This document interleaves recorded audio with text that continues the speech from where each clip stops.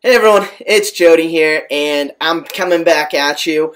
Last Friday was Transgender Day of Remembrance, and I had the opportunity to be a part of a Transgender Day of Remembrance event on Wednesday, which was super cool. It is the third time that I've been on a panel regarding LGBT stuff, but this is the third time specifically for doing Transgender Day of Remembrance.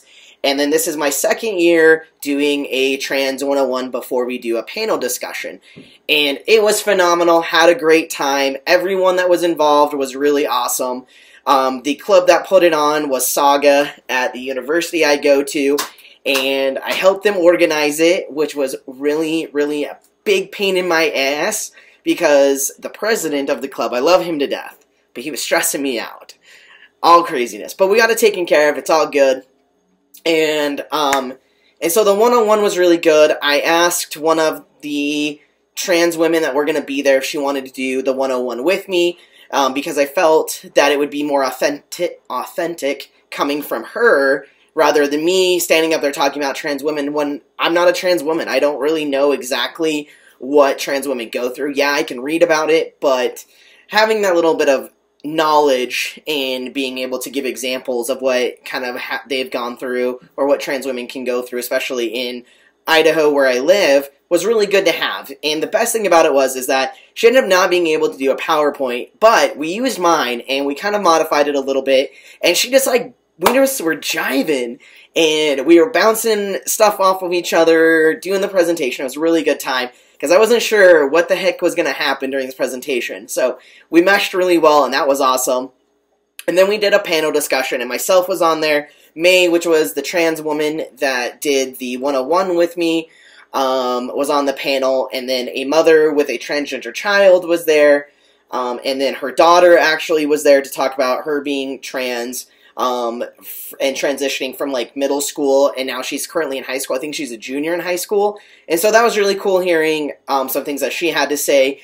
And then we had a clinical psychologist that works on campus that I actually went to when I started transitioning, and she talked about why she has gotten into helping trans individuals or gender non-conforming individuals, and kind of told us a little bit about her experience with that and how she kind of facilitates these conversations without going super in depth. And then Bree talked about, being a teenager and being trans, and it was just really a good time. It was so fun hearing her talk, and she is such a teenager. It was great. That's all I could think about the whole time. I was she's such a teenage girl, just because of all the things that she was talking about. And then her mom started doing some transgender workshops for teachers and faculty members at the middle school that she works at. And then finally, it got approved to be taught, I guess, within the whole school district, so she's going to start doing more of that, and that's super cool. And then she asked me if I would come talk during one of her workshop days, and I said, hell yeah, I'm there, as long as I can work it around school. So that was pretty cool. And then it's such a great opportunity. And then the candlelit vigil that we had after the panel, but wait, hold on, let me reverse. So the people there, so we had a bunch of list of questions set out for people, but it was really cool because this year the audience members were phenomenal, and they were asking tons of questions, and they were asking some of the questions that we had set up ahead of time to be asked, and it was so awesome to have the audience finally more involved in the situation. Because the last couple of years, a lot of the audience members didn't really ask a whole lot of questions. They were just sitting there, and we just asked questions, so it was really exciting to see something different happen.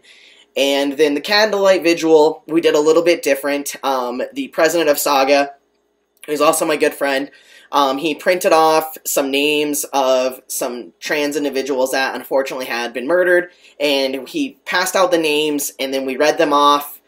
As a group, we just went one by one, read them off, and then had a moment of silence, and it was really emotional, and it was really just meaningful on a deeper level, and it was really cool to be there with everyone that was there. So that's what I did last week, so I hope everyone had a good Trans Visibility Week as well last week, and tell me about them. Tell me what your school did, what you went to. Maybe you were involved in something, because I'd like to hear everyone kind of talk about what they did for Transgender Day of Remembrance. And I will see you guys next time. All right? Peace.